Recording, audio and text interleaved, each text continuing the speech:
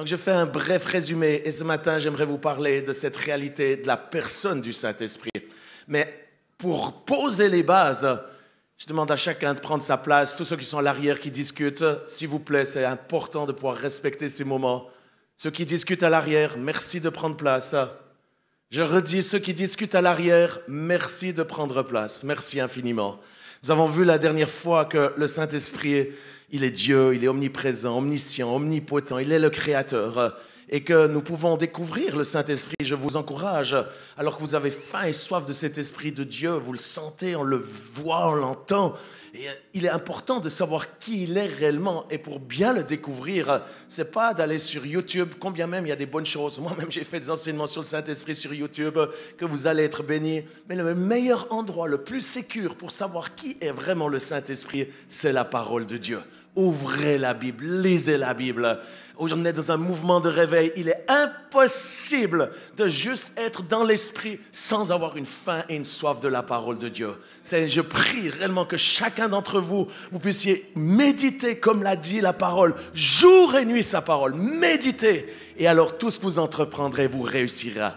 C'est ce que la Bible dit. Si on veut découvrir le Saint-Esprit, on peut le découvrir dans la Bible à travers les noms, à travers ses œuvres, mais également à travers les différentes formes.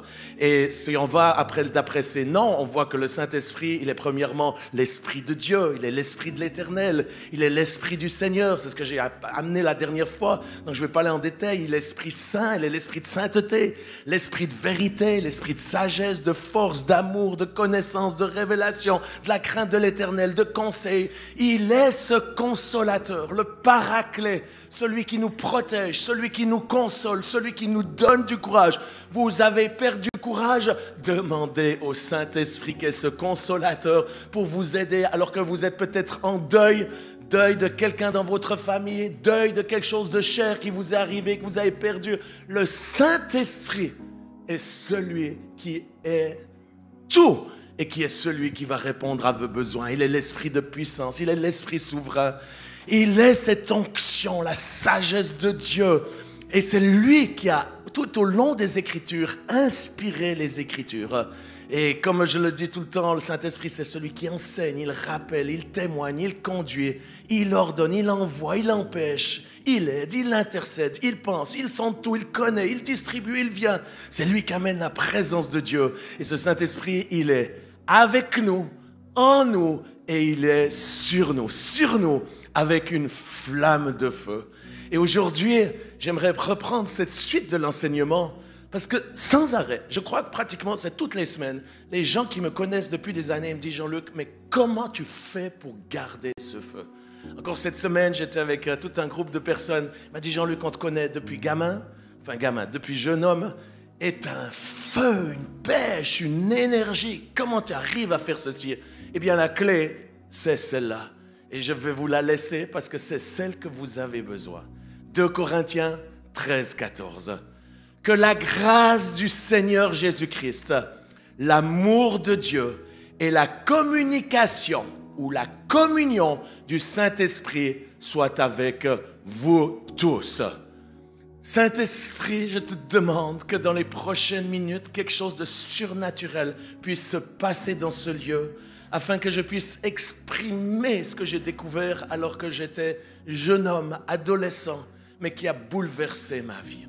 Chers amis, j'aimerais vous partager ce matin une expérience, mais qui est un enseignement et que je vais appuyer avec les Écritures. Quand le Seigneur nous dit que la communion du Saint-Esprit soit avec vous, il vient du mot, le verbe koinonia, qui peut se traduire par une communion, une relation intime. Je le redis, pas juste une relation copain-copain, combien même, c'est ce que j'ai fait à l'âge de 16 ans. J'ai dit, Saint-Esprit, je te demande de devenir mon meilleur ami.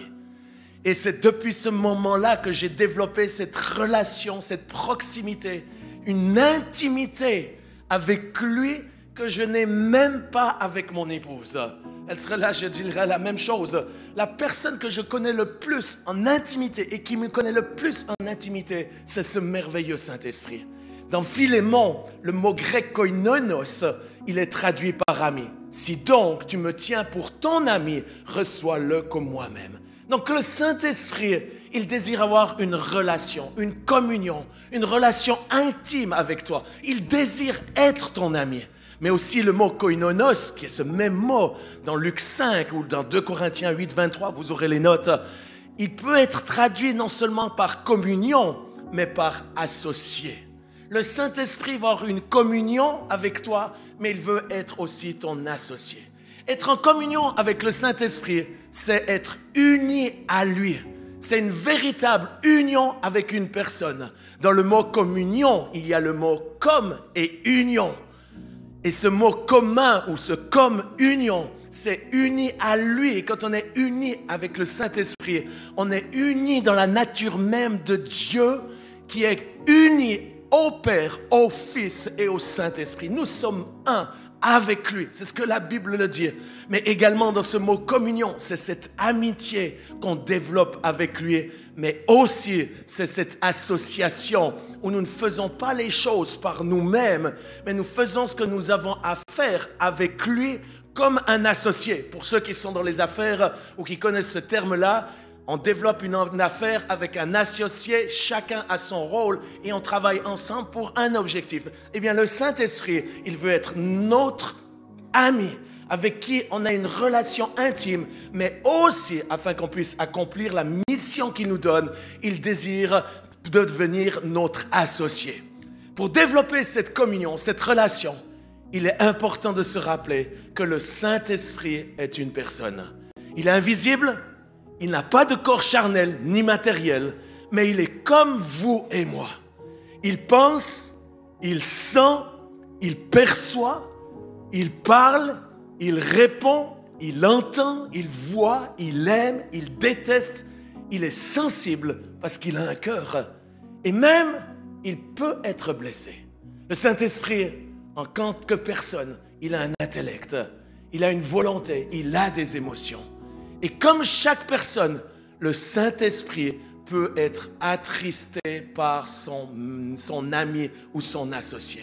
Nous avons possibilité où le Saint-Esprit, par certaines de nos actions, certaines de nos paroles, il peut être attristé.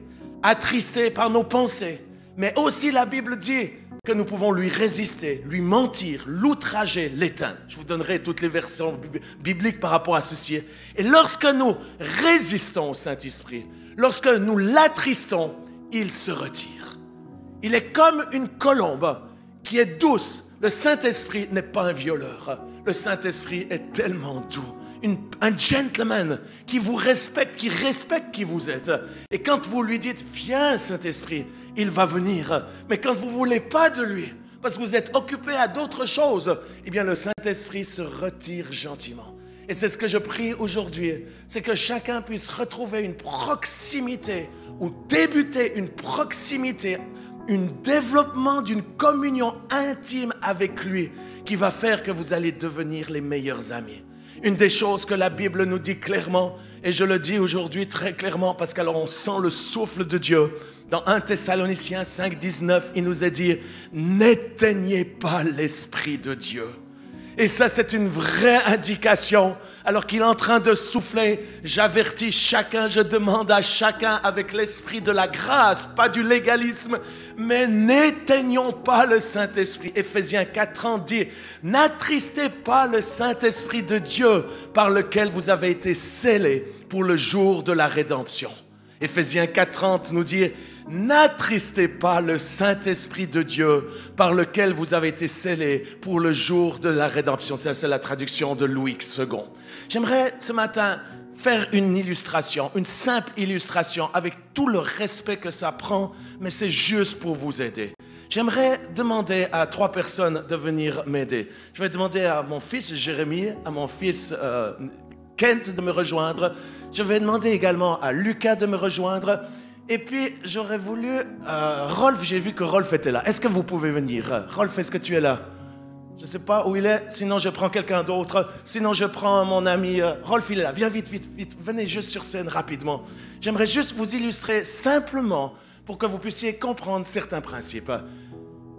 Au ciel, il y a Dieu le Père. C'est juste pour aujourd'hui. À sa droite, il y a Dieu le Fils. qui est mon fils, Jérémie, que j'aime énormément. Et il y a le merveilleux Saint-Esprit, qui est aussi mon fils, mais aujourd'hui c'est le Saint-Esprit. Et puis là, vous avez un Lucas qui est ici sur la planète Terre, qui est chacun d'entre nous. Il y a bien des années, je fais un résumé, mais je vous encourage à rouvrir la Bible de la Genèse jusqu'à la fin et de voir comment l'Esprit de Dieu a agi. Au début, la Bible dit que la terre était informe et vide et que le Saint-Esprit, il était en train de planer sur la terre. Il planait sur cette immensité qui était chaos, tohu bohu, qui était un désastre.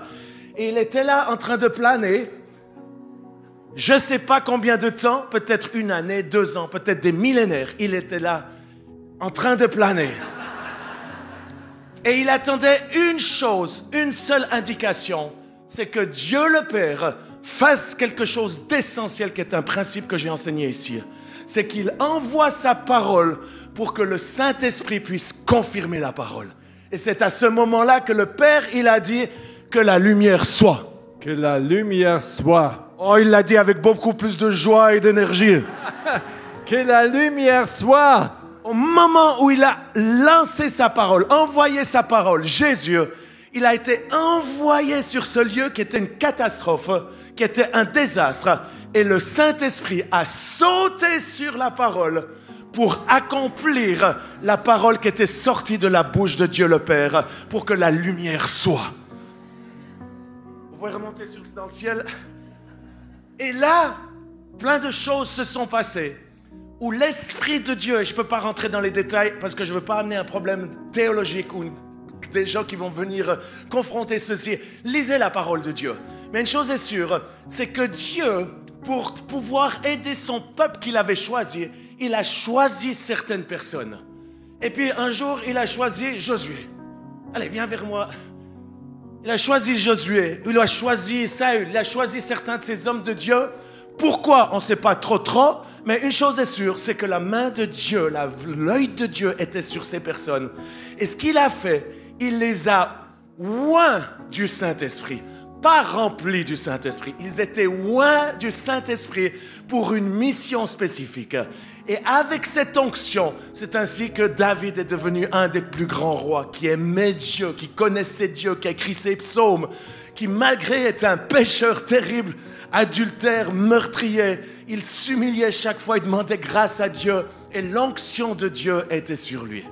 Et c'est là, tu peux sans doute retourner à ta place, et c'est là que tout d'un coup, dans le ciel, il y a eu une séance en tout haut lieu, où ils ont commencé à discuter, ils ont dit, mais il y a quelque chose qui a un problème sur cette terre. L'humanité, ces hommes, ces femmes que nous avons créés à notre image, ils sont séparés de la gloire, ils sont séparés de nous. Et on aimerait avoir une relation avec eux, on aimerait avoir une intimité, comme c'était le plan initial. Mais le problème c'est qu'il y a le péché qui a envahi l'humanité, et qui, par les péchés, la conséquence du péché, c'est la mort. Et c'est là que le peuple, il devait faire des sacrifices pour couvrir leurs péchés. Il devait faire plein d'efforts qui étaient des efforts religieux, mais c'était des pratiques que Dieu avait mis en place pour une période qu'on appelle l'Ancien Testament. Et c'est là dans le ciel, ils ont dit, mais il faut qu'on trouve une solution, ces sacrifices, tout ce commerce religieux, c'est compliqué. Et surtout, on n'a pas de relation personnelle un à un comme on avait dans le Jardin d'Éden. Et là, ils ont une magnifique idée. Dieu le Père, il a dit, j'ai une idée. C'est une idée extraordinaire. Mon fils, je souhaite que tu puisses aller sur terre. Tu ailles sur terre, je veux t'envoyer sur terre en tant que Dieu, mais en tant qu'homme également. Et puis Jésus, il a dit, ok, si tu m'envoies là, je ne suis pas très motivé parce que moi j'aime le ciel, j'aime être à tes côtés, papa. C'est moi et je t'aime tellement.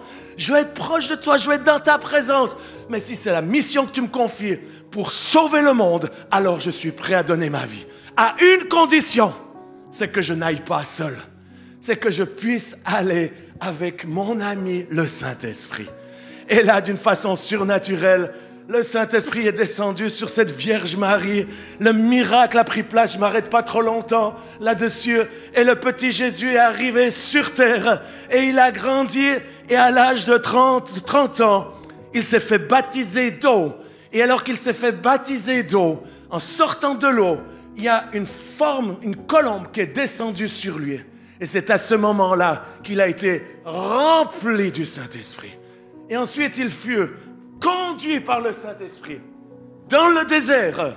Et c'est par le Saint-Esprit qu'il a pu résister au diable. Et il fut, je résume tout ceci, il fut rempli de la puissance de Dieu, débordant de la puissance de Dieu, pour aller partout où il allait, avec le Saint-Esprit, pas par lui-même, alors que c'était Dieu lui-même, à chasser les démons, à guérir les malades, en faisant du bien. Comment? Acte 10, 38, parce qu'il était loin du Saint-Esprit. Pour arriver au lieu qui était le but final, qui était l'objectif pourquoi il est venu sur cette terre, il a dit, eh bien, je vais donner ma vie pour chacune de ces personnes sur cette terre. J'accepte de mourir à leur place parce qu'ils sont des pécheurs. La conséquence du péché, c'est la mort. Alors, en tant que fils de Dieu, je vais donner ma vie afin que quiconque croit en moi, Jésus-Christ, puisse avoir la vie et la vie en abondance. Et ils l'ont crucifié et il est mort, il est descendu dans le séjour des morts.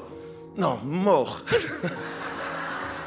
Et alors qu'il était dans le séjour des morts, pendant 3 jours, la bonne nouvelle, c'est que Dieu le Père ne l'a pas abandonné. Combien même le diable l'avait détruit, mis à terre, l'avait tué, il était mort.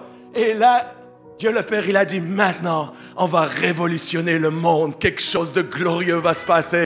Et c'est ce qu'on va fêter dans 2 semaines. Il a dit, je vais envoyer mon esprit, qui est l'esprit de vie, qui est l'esprit de résurrection. Et c'est lui qui va ressusciter Christ d'entre les morts. Et il a dit, j'envoie ce souffle de l'esprit. Et l'esprit de Dieu est venu en Jésus. Et la gloire de Dieu s'est manifestée. Et Jésus est ressuscité et il est vivant. Et vivant encore aujourd'hui. Il a fait un bref départ au ciel, il est revenu sur terre pendant 40 jours. Et pendant 40 jours, il a donné ses dernières indications. Et c'est à ce moment-là qu'il leur a dit, allez par tout le monde, prêchez la bonne nouvelle à toute la création. Imposez les mains aux malades et les malades seront guéris. C'était la dernière volonté de Jésus avant qu'il parte définitivement au ciel. Il leur a dit, c'est vraiment mon dernier désir, je suis encore là avec vous. C'est la raison pour laquelle je vous laisse, je vais vous envoyer le Consolateur. Celui qui a été avec moi sur cette terre pour accomplir tout ce que j'ai pu accomplir. Eh bien, il est important que moi, je m'en aille au Père. C'est ce que nous avons lu avant, afin que lui puisse venir. Je vous le lis, restez juste là. Je le relis parce que c'est tellement puissant. Cependant, je vous dis la vérité. Il vous est avantageux que je m'en aille. C'est ce que Jésus dit. Il est avantageux que je retourne au ciel. Car si je ne m'en vais pas, le Consolateur ne viendra pas vers vous. Mais si je m'en vais, je vous l'enverrai. Et quand il sera venu, c'est lui qui convaincra le péché en ce qui concerne le péché, la justice et le jugement. Et j'ai beaucoup de choses à vous dire, mais vous ne pouvez pas les porter maintenant. Par contre, quand le Consolateur sera venu, l'Esprit de vérité, il vous conduira dans toute la vérité, car il ne parlera pas de lui-même. Il ne dira pas ce qu'il aura entendu, il dira tout ce qu'il aura entendu, et il vous annoncera les choses à venir. Il faut que je m'en aille. Et c'est ainsi qu'il a béni ses disciples, et ensemble, ils sont partis au ciel. Ils sont arrivés auprès de Dieu le Père, et je suis sûr qu'ils ont ouvert une grande bouteille de champagne française, en disant, on a fait quelque chose de révolutionnaire. Aujourd'hui, on a vu la gloire de Dieu sur la terre. L'être humain ne sera plus jamais le même. Maintenant, il y a un chemin qui est ouvert pour eux afin qu'ils puissent avoir une relation avec nous et qu'on puisse avoir une communion ensemble. Et c'est là qu'en 2024, il y a Lucas qui est à Paris, très occupé, qui va faire des arts martiaux, qui fait sa vie. Il fait sa vie, il aime bien boire, il prend de la drogue, il est heureux, il est en pleine forme. Et puis là, il y a tout d'un coup une personne, très bien mon ami, un autre jeune homme, cette fois c'est pas Josué, mais c'est comment ton nom? Elias. Elias? Oui. Qui semble un peu timide, mais qui aime Jésus. Et puis qui rencontre Lucas et qui lui dit, Lucas, tu as besoin de Jésus. Jésus t'aime. Il a changé ma vie. Et je peux te dire, si tu ouvres ton cœur à lui, il va te transformer. Bye bye, Lucas. Et mon ami Elias, il repart. C'était quelques minutes. Peut-être c'était plus longtemps si c'était un ami proche, un ami de la famille. Et là, Lucas, il a reçu dans son cœur la parole de Dieu, qui est au ciel, mais il a reçu une semence dans son cœur qui est venue en lui disant, Jésus, c'est le chemin. Jésus, c'est la vérité. Jésus, c'est l'espoir. Et là, Lucas, lui, il n'est pas chrétien. Lucas, il ne connaît rien de tout ceci. Mais la bonne nouvelle, c'est parce que ce jeune homme a envoyé la parole, a prêché la parole, pas avec des longs discours, mais juste qu'il connaît de Jésus. Il a libéré cette parole dans le cœur de Lucas. Et vous savez quoi? La parole de Dieu ne reste jamais seule. Parce que le Saint-Esprit qui est ici sur cette terre, il est là et il est en train de toucher Lucas. Parce que c'est lui qui convainc de pécher. C'est pas Elias qui lui dit, t'es un pauvre pécheur, tu vas crever en enfer. Non, Jésus t'aime. Il est venu, il a donné sa vie pour toi. Et si tu lui ouvres mon cœur, comme je l'ai fait hier soir, là quand j'étais à Paris, la personne était touchée, c'est un Hongrois. Il dit, vous pensez que c'est possible? J'ai dit, c'est possible, je peux prier pour vous. Et là, le Saint-Esprit, il fait son travail. Et Lucas continue sa vie. Il prend sa drogue, il prend ses choses, mais le Saint-Esprit est avec lui. Il est là et il le persécute en lui disant, tu as besoin de Jésus. Non, tu as besoin de Jésus. Tu as besoin de Jésus. Tu as besoin de Jésus. Tu as besoin de Jésus. Tu as besoin de Jésus. Tu as besoin de Jésus. Tu as besoin de Jésus. Tu as besoin de Jésus. Tu as besoin du Seigneur Jésus. Tu as besoin de Jésus. Tu as besoin de Jésus. Tu as besoin de Jésus. Tu as besoin de Jésus. Tu as besoin de Jésus. Et tout d'un coup, il y a quelque chose qui arrive sur Lucas. Il tombe sur ses genoux et dit, si Jésus est le chemin, la vérité et la vie, alors qu'il puisse venir mon Seigneur et mon Sauveur. Et là, le Saint-Esprit, alors qu'il fait cette simple prière, le Saint-Esprit l'envahit de la présence et l'amène au pied de Jésus. Et il vient au pied de Jésus. Il se repent de tous ses péchés. Et il dit, Jésus, pardonne-moi. Sauve ma vie. Je reconnais que tu es le Seigneur, sauveur de ce monde. Et c'est toi que je veux suivre. Et Jésus vient, le sauve merveilleusement. Et par l'action du Saint-Esprit, il va venir habiter en lui. Mais Jésus reste assis à la droite du Père. Lucas est sauvé, rayonnant. Il est super heureux. Sa vie a changé. Il sort de sa chambre. La première personne qu'il voit, qui est son ami depuis 20 ans, il lui dit, Jésus t'aime.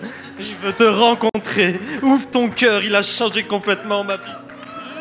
et son ami Jonathan, il est touché tellement par le Saint-Esprit qui est sur Lucas qu'il vient de rencontrer. Ils vont ensemble à la réunion miracle et guérison. L'appel est là, est lancé. Et Jonathan tombe à genoux et se tourne vers le Seigneur Jésus et dit, j'ai besoin de toi Seigneur, sauve-moi. Tu peux reprendre place. Et Lucas, il est tellement en feu qu'il ne s'arrête pas au premier, il s'arrête au prochain et lui dit, Jésus t'aime, il a donné ta vie pour toi. Veux-tu l'accepter comme sauveur et Seigneur et le suivre? Oh, viens. Elle dit oui, je le veux tout de suite et directement. Il l'amène dans une autre campagne où maintenant il sait comment faire. Il fait la prière. La sœur, elle se donne à Jésus. Jésus la sauve merveilleusement. Et ça fait une âme de plus, un après un, où on est en train de réaliser la commission, la grande mission de prêcher l'évangile partout, à toute création, à toute personne, afin qu'il puisse rencontrer Jésus. Maintenant, Lucas, après un certain moment, il est occupé parce qu'il a son travail, il a tout ceci. Et il est là, mais c'était tellement beau il y a quelques mois, j'aimais Jésus, sa présence était là. Il est là, il tombe à genoux dans son lieu de travail ou dans sa voiture parce qu'il a faim et soif. Parce que celui qui donne faim et soif, c'est le Saint-Esprit qui est avec lui, qui est là, tout le temps, qui ne l'abandonnera jamais. Et Lucas crie, il dit, mais Jésus, je veux être près de toi. J'ai l'impression que j'ai perdu mon premier amour. Où es-tu, Jésus? Et il crie, il prie et il jeûne. Et là, Jésus, à travers sa parole, Lucas ouvre sa parole et il entend Jésus qui lui dit, je vous ai envoyé le consolateur. C'est lui qui sera avec toi. C'est lui qui nous représente. C'est lui qui veut venir sur toi, qui va habiter en toi. Tu es le temple du Saint-Esprit. Et le Saint-Esprit, c'est lui qui nous représente. Nous sommes un, nous sommes tous ensemble. Mais celui qui est sur cette terre, c'est ce merveilleux Saint-Esprit. Et là, au moment où il a cette révélation, la présence de Dieu envahit Lucas. Et il est là, plus, disant, je dois être proche de Jésus. Mais il est là en esprit, en train d'être touché par l'Esprit de Dieu, qui est la première chose que le Saint-Esprit fait. Il le dirige vers Jésus. Et il se tourne. Et il est là, dans son lieu de travail, les yeux tournés vers Jésus. Et c'est pour ceci qu'il a faim et soif. Tous les matins, il lit la parole de Dieu. À midi, il lit la parole de Dieu. Il médite cette parole de Dieu, parce que c'est la parole de Dieu. Mais celui qui est avec Lucas, c'est le Saint-Esprit. Et ce merveilleux Saint-Esprit, c'est celui qui, peu importe où on va, il est avec nous. Et c'est cet esprit de vie, c'est cet esprit de résurrection, c'est cet esprit de réveil. Et c'est pour ceci, et je demanderai au groupe de louanges de me rejoindre. Ce merveilleux Saint-Esprit, ce n'est pas une atmosphère, c'est une personne. Comme j'aime mon fils Kent, j'aimerais vous dire, c'est la même chose. J'aime ce merveilleux Saint-Esprit. Je l'aime tellement. Et c'est comme ceci que, à l'âge de 6 ans, j'ai été baptisé du Saint-Esprit. À l'âge de 16 ans, j'ai été baptisé de son feu. Mais c'est à l'âge de 16 ans que j'ai tout d'un coup réalisé, mais le Saint-Esprit, c'est une personne. Et je vois qu'il a des sentiments, il a une sensibilité, il a une volonté, il a des désirs, il a des émotions. Et puis son désir, qui est le plan de Dieu, c'est que nous puissions avoir une communion. Et c'est là qu'à 16 ans, je lui ai dit, Saint-Esprit, j'aimerais devenir ton meilleur ami. J'étais dans ma chambre, tout seul. Parce que je découvrais qu'il était une personne. Et c'est à un moment-là que la gloire de Dieu est venue dans ma chambre. Dans cette chambre-là, à Lucie. Et là, j'aimerais honorer ma maman qui est là aujourd'hui. C'est juste extraordinaire. Si tu peux juste te lever. C'est grâce à mes parents que je suis le Seigneur, qui ont faim et soif de Dieu. Mon papa, il est auprès du Seigneur. Ma maman, elle est là, elle aime Dieu, elle aime le réveil. Et j'étais là, adolescent, dans leur maison, enfermé dans la chambre. Ils peuvent témoigner de ceci. Affamé, assoiffé. Et je passais du temps avec le Saint-Esprit. Et j'avais même mis... Est-ce qu'on peut me donner juste une chaise? J'allais dans ma chambre, et juste pour m'aider à voir la relation, je disais, écoute Saint-Esprit, prends place. Et moi, je me mettais à ses pieds et je disais, Saint-Esprit, j'aimerais te connaître. J'aimerais vraiment, je sais que tu es l'Esprit de Dieu, mais j'ai envie de savoir qui tu es. Et j'aimerais te dire combien je t'aime. Et tout d'un coup, j'étais saisi par l'Esprit de Dieu et commençais à l'adorer. Et directement, alors que je l'adorais, j'avais les yeux tournés vers Jésus. La relation avec le Père, parce qu'ils sont ensemble, ils ne sont pas en division, ils ne sont pas en compétition. Mais celui qui m'amène la gloire, celui qui m'amène la présence, c'est le Saint-Esprit. Et c'est la raison pour laquelle le Seigneur nous dit que la communion avec lui soit avec vous. La communion du Saint-Esprit soit avec vous tous. Et je termine avec les 5 points qui sont essentiels pour développer cette communion du Saint-Esprit. Premièrement, lui apporter de l'intérêt. Si vous débutez la journée sans s'intéresser à lui, vous résistez, vous le mettez de côté. C'est ce que je dis toujours. Si un jour je me réveille et que je ne salue pas mon épouse va dire, mais qu'est-ce qui se passe, Jean-Luc? Ça va pas bien? Si le deuxième jour, je lui parle toujours pas et je l'ignore, faisant mes affaires, elle va dire, hey, je suis là, hello, est-ce que tu peux revenir sur terre? Est-ce qu'on peut discuter ensemble? Je vous promets, à la fin de la semaine, si j'ai toujours pas adressé la parole, elle va m'ouvrir la porte, elle va dire, tu peux partir, tu peux aller ailleurs, j'ai pas besoin de toi. J'aimerais dire une chose, le Saint-Esprit, c'est la même chose. Il est là en nous, sur nous, avec nous, mais il est une personne et il aimerait développer cette communion avec vous. Il aimerait avoir cette relation et ça commence par lui montrer de l'intérêt. Lui dire, Saint-Esprit, vu que tu es une personne, tu as des oreilles, tu as des yeux, tu as une bouche, tu as un nez, j'aimerais te dire que je t'aime tellement. Le moment où vous exprimez l'affection au Saint-Esprit, c'est la clé quand la présence de Dieu vous envahit. Je ne peux pas aller trop loin dans cet enseignement, mais c'est puissant. Vous voulez avoir la présence de Dieu? Commencez à lui dire combien vous l'aimez. C'est votre affection, votre cœur qui l'exprime à une personne réelle. Et c'est à ce moment-là qu'il y a l'onction de Dieu, la présence de Dieu qui arrive, que vous soyez au milieu de la nuit, les cheveux en pétard, vous sentez mauvais de la bouche, la gloire de Dieu arrive sur vous. Parce que c'est l'action du Saint-Esprit. Lui porter de l'intérêt, le rechercher sa présence, vouloir discuter avec lui. Aussi, c'est d'être sensible avec lui. Le Saint-Esprit est sensible. Il n'est pas un esprit qu'on peut juste violenter, qu'on puisse se faire n'importe quoi. Non, le Saint-Esprit est un gentleman. Et c'est ce que la Bible dit dans Matthieu 13,15. Car le cœur de ce peuple est devenu insensible. Ils ont endurci leurs oreilles, ils ont fermé leurs yeux. De peur qu'ils ne voient de leurs yeux, qu'ils n'entendent de leurs oreilles, qu'ils ne comprennent de leur cœur, qu'ils ne se convertissent et que je ne les guérisse. La sensibilité au Saint-Esprit, c'est la faculté d'entendre ce qu'il dit. Un cœur ouvert, sensible, dont les facultés d'écoute et de vision spirituelle sont en éveil. Ésaïe 54 nous dit, « Il éveille chaque matin, il éveille mon oreille, pour que j'écoute, comme écoutent les disciples, le Seigneur, l'Éternel m'a ouvert l'oreille. » Troisième point, c'est de lui donner de l'attention. Prêtez l'oreille, écoutez à ma voix, soyez attentifs au Saint-Esprit. Quatrième point, c'est lui montrer de la disponibilité. Si nous voulons entendre le Saint-Esprit et vivre dans sa communion, il faut prendre le temps de l'écouter, consacrer du temps, passer du temps avec lui, pas juste dans votre chambre, mais quand vous arrivez dans la voiture. Vous savez ce que je fais? Alors, il m'arrive de mettre de la musique non chrétienne. Entre autres, en Suisse, j'aime la musique folklorique. Une bonne accordéon, un bon yacht, ce qui me donne de la joie. Mais 90% du temps, je mets de la musique comme ce que tu es en train de jouer là maintenant. Montez-moi le son, montez-moi le son. Je mets ceci dans la voiture afin que la présence de Dieu soit là. Ce matin, avec Martin de l'Hollande, on était dans la voiture. Je dis à Jérémie, mon chauffeur, « Jérémie, mets-moi ce chant. Oh, la gloire de ta présence. » Au moment où il a mis ce chant, la présence de Dieu est là. J'ai commencé à échanger avec le Saint-Esprit. C'est là qu'il m'a dit, Jean-Luc, ce matin, aujourd'hui, je vais mettre un souffle que tu n'as encore pas expérimenté. Et le souffle de Dieu est dans cet endroit. Mais c'est lui qui me l'a dit. C'est lui qui m'a dit ces choses-là. Et c'est lui qui me donne faim et soif de la parole, de méditer cette parole. Mais la chose, c'est d'être disponible. Cinquième point, c'est l'obéissance. Le prophète dit, le Seigneur l'Éternel m'a ouvert l'oreille. Et je n'ai point résisté. Je ne me suis point retiré en arrière. Et il y a X passages, entre autres Actes 7, 51. Homme au cou raide, incirconcis de cœur et d'oreille, vous vous opposez toujours au Saint-Esprit. Ce que vos pères ont été, vous l'êtes aussi. J'aimerais vous inviter, chers amis, à obéir au Saint-Esprit. Je n'ai pas le temps d'enseigner ceci, mais vous pouvez lire dans mes livres, j'en ai mis certains chapitres par rapport à ceci.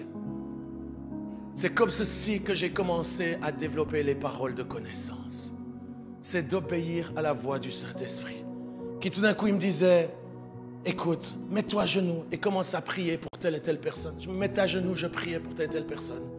Un jour, je me souviens, j'étais en train de conduire. Il me dit, Jean-Luc, arrête-toi sur le bord de la route. Je m'arrête, c'est au milieu de la forêt. Je dis, mais pourquoi je dois m'arrêter? Il me dit, c'était juste voir si tu entendais ma voix. Et j'ai eu plein d'expériences quand il me dit de faire quelque chose. Et aujourd'hui, j'entends sa voix. Je n'ai même pas besoin de me concentrer. Je l'entends. Je sais quand il me parle. Je sais quand il dit les choses. Et la réalité, c'est que vous dites, oui, mais c'est audible et c'est spirituel. Aujourd'hui, j'ai une telle proximité avec lui. Il est en moi, je suis en lui. Et il y a quelque chose qui est là. Je vis par l'Esprit de Dieu. Je vis avec lui. Il est là. C'est lui qui me donne la force, l'inspiration. Qui est là, qui me dit, écoute, fais 5 nouvelles écoles. Mais Saint-Esprit, t'es sûr, c'est de la folie. Il me dit, mais je vais te donner la force. Tu vas y arriver. C'est parce qu'il y a un souffle qui est en train de venir. Je suis en train de souffler sur l'Europe. Et c'est juste, tu es là, j'ai confiance en toi. Tu es obéi depuis tant d'années. Et j'aimerais t'utiliser encore plus. Je vais te donner la capacité. Et je dis, Saint-Esprit, merci 1000 fois. Et je tombe à ses pieds. Je dis, mais Saint-Esprit, je ne suis pas digne de ceci. Je te remercie que tu me fais grâce, tu me fasses confiance. Et je veux t'obéir. Et je veux aller là où tu vas. Et le dernier point, c'est la sanctification qui n'est pas la moindre. Parce que la Bible dit, sans la sanctification, il est impossible de voir la gloire de Dieu. Il y a des choses qui attristent le Saint-Esprit dont nous devons nous abstenir. Éphésiens 4:30 nous parle du mensonge, de la colère, le vol, les paroles mauvaises, les mauvais sentiments, l'amertume, l'animosité, toute colère, toute clameur, toute calomnie, toute espèce de méchanceté, d'impudicité, d'impureté, de cupidité, les paroles déshonnêtes, les propos insensés, les plaisanteries déplacées. Quand j'entends ceci, je dis, Saint-Esprit,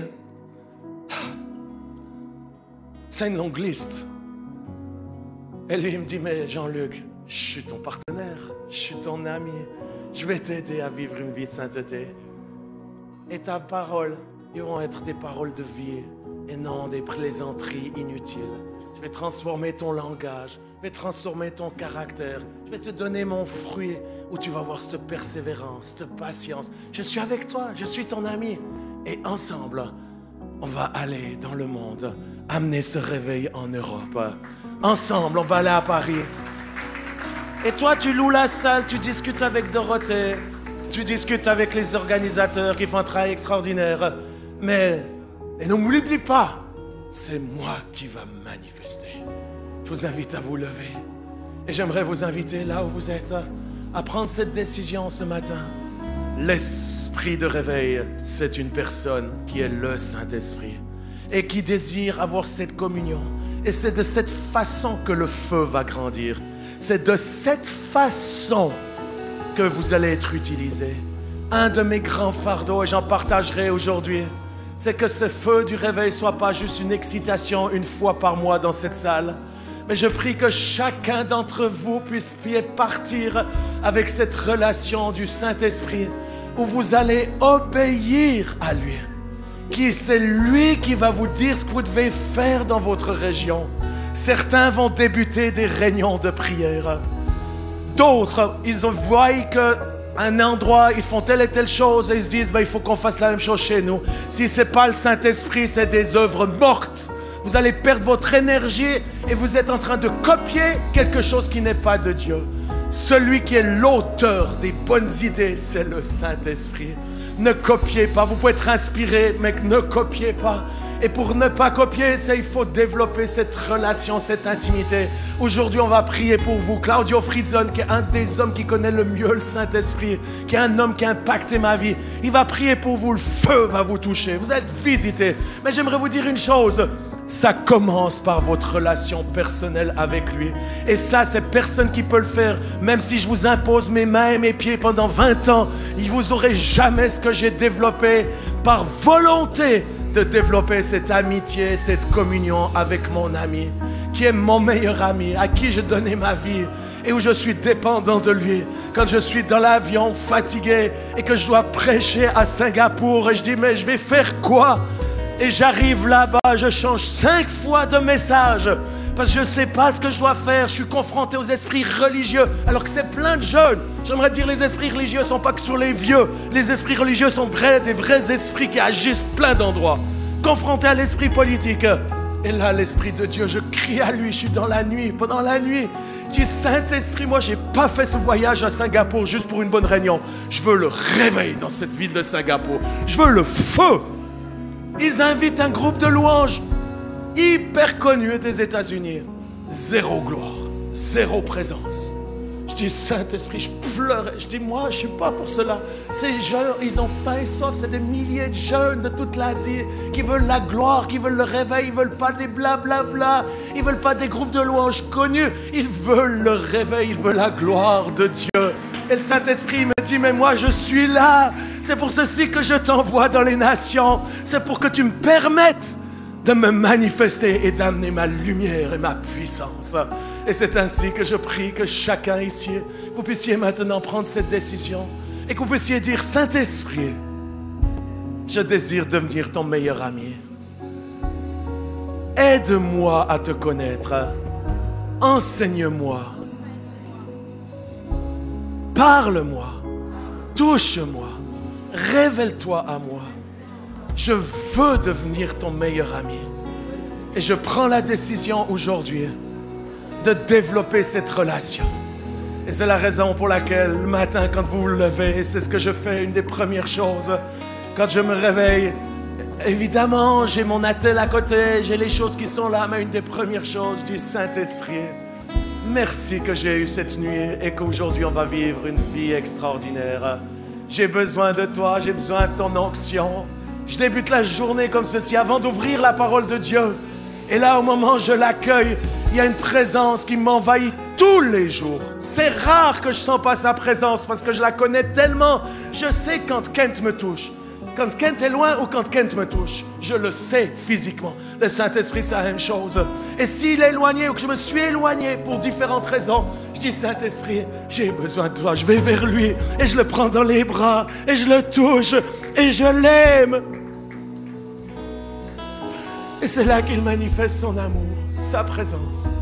Son onction vient sur moi. Et la première des choses qu'il met, il me donne une faim, une soif pour la parole de Dieu. Et c'est pour ceci que tous les jours, j'ouvre le livre. Je médite cette Bible. J'écoute ce livre. J'écoute les principes de Dieu. Et je dis, Saint-Esprit, aide-moi à comprendre. C'est compliqué, Lévitique, je ne comprends pas grand-chose. Aide-moi à comprendre. Aide-moi à saisir. Et une des choses que je fais avec lui, on a prié, donne-nous aujourd'hui notre pain de ce jour. Je crois à cette parole, que tous les jours, il veut nous donner du pain quotidien. Mais le pain quotidien vient de la parole écrite. Alors tous les jours, j'ouvre mon livre et je dis, Saint-Esprit, allez, fais-moi un bon pain, une bonne baguette, mais bien remplie d'énergie française, la remplie du ciel, et que ça soit ce pain croustillant, frais, qui me donne l'énergie pour la journée. Et j'ouvre la parole, je lis des passages, et tout d'un coup, c'est lui qui me révèle un passage. Et ce passage se tourne en un logos, une parole écrite, il se tourne en un pain frais, délicieux, qui me donne de la force et de l'énergie. Et si vous allez dans ma Bible, vous avez des dates. Tous les jours, je mets une date. C'est la date à côté d'un verset qui était mon pain quotidien à cette date. J'ai des centaines de dates dans ma Bible. J'ai dit, le pain quotidien d'aujourd'hui, c'est ça. Pac. Merci Seigneur. Je vous invite à lever vos mains et à le chanter. C'est la raison. Le chant que vous chantez là. Non, celui que vous chantez là. La, la, la, la. Souffle sur moi, Esprit du Seigneur. C'est alors que j'élève mes mains et m'abandonne. C'est ça, c'est exactement ça.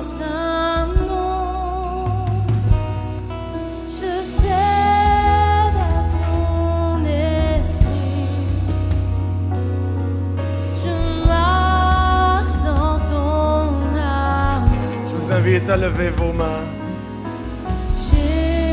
et d'accueillir ce merveilleux Saint-Esprit qui est l'esprit de réveil, mais qui est une personne. Et c'est lui qui nous pousse à l'adorer en esprit et en vérité.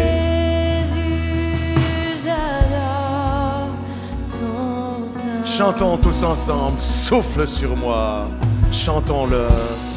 Souffle sur moi, souffle de Dieu, souffle sur moi, Esprit du Seigneur. C'est alors que je lève mes mains et m'abandonne à ton saint nom. Je cède ma volonté, ma vie à toi, Saint-Esprit, et je marche dans l'amour.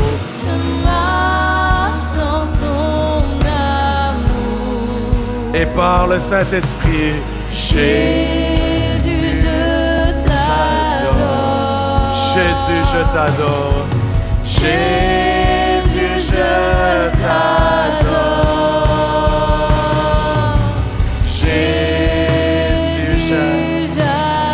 Chantons-le, Jésus, je t'adore. Chantons-le avec tous les instruments. Jésus, je t'adore. Jésus, je t'adore. Adorez-le en esprit et en vérité.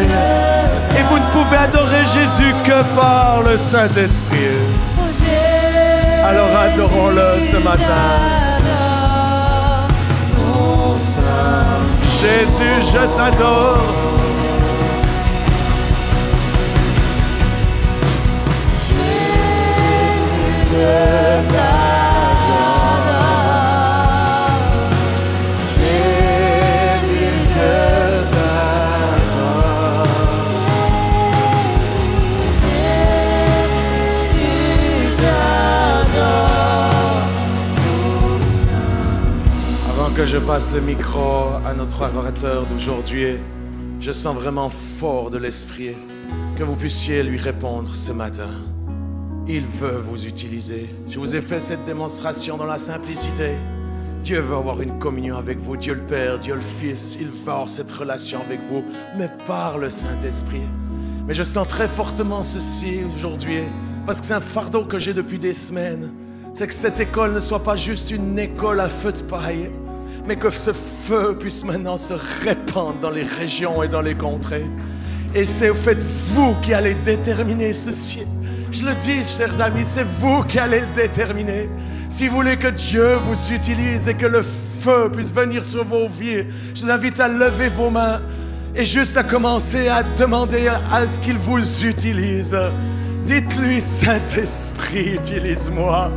Utilise-moi à Bordeaux, utilise-moi à Cointreau, utilise-moi à Lille, utilise-moi en Normandie. David, toi qui as Toulouse, tu dois faire un vœu à Dieu parce qu'il veut t'utiliser pour le réveil, pas dans le désert. Je demande à personne de bouger dans cette salle, c'est un moment saint. Alors que tout le monde est en train de répondre à l'appel du Saint-Esprit, dites-lui oui, dites-lui utilise-moi. Utilise-moi pour ta gloire. Allez, la Gloria. Dites-lui, utilise-moi pour ta gloire. Pour ta gloire en Belgique, ta gloire en Suisse. Dites-lui oui, Saint-Esprit, oui. Je cède ma volonté, je cède mes capacités.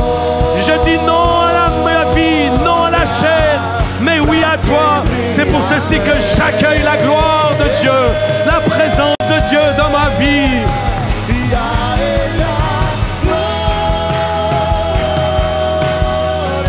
Que cette gloire envahisse vos vies par le Saint-Esprit.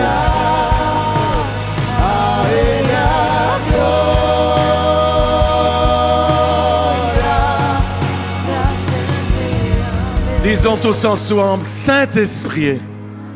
Oh, dites-le mieux, Saint-Esprit, je t'aime de tout mon cœur. Je m'abandonne à toi pour écouter ta voix, pour t'obéir, te suivre. Saint-Esprit, Esprit du Dieu vivant, Esprit de réveil, conduis-moi dans toute la vérité et amène-moi dans les lieux arides, là où l'évangile doit être prêché. Saint-Esprit, oins-moi comme tu as oint Jésus, afin que je puisse prêcher l'évangile et amener mes voisins, amener mes personnes au Seigneur. Dites-lui, Saint-Esprit, dites-lui, Saint-Esprit, dites, Saint-Esprit, utilise-moi et que je puisse glorifier Jésus partout où je vais.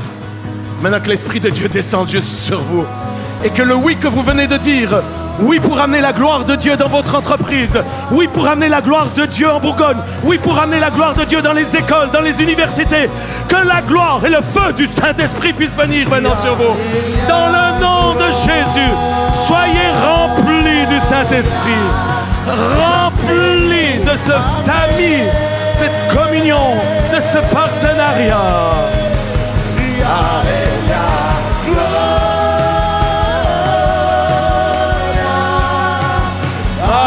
Kasara barate kesende, dera barete kesende.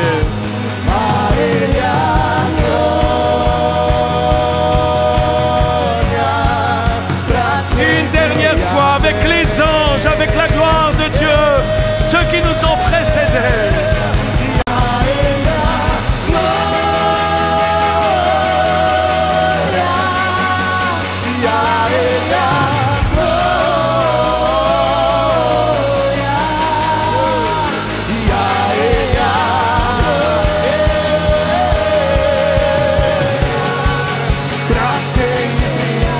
Et cette gloire, c'est par le Saint-Esprit. Ouvrez vos bouches, commencez à prier en langue. Priez en langue, priez en langue. Priez en langue, chantez en langue. Et avec le feu du Saint-Esprit. Allez-y, montez le volume. Priez en langue, criez à Dieu. Que l'esprit de réveil nous saisisse dans notre vie de prière, dans notre relation avec lui.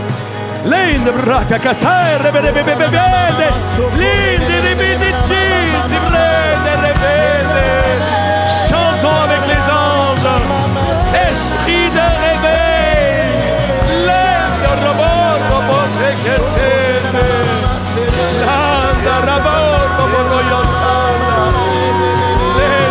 Jésus qui réveille.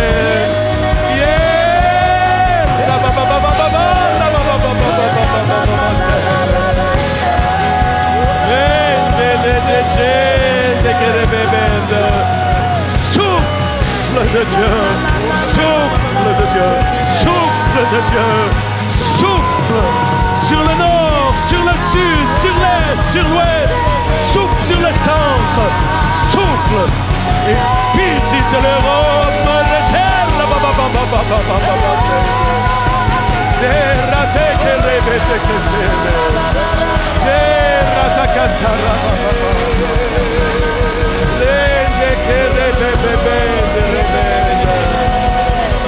Alléluia, alléluia, alléluia, alléluia. Que quelqu'un dise alléluia.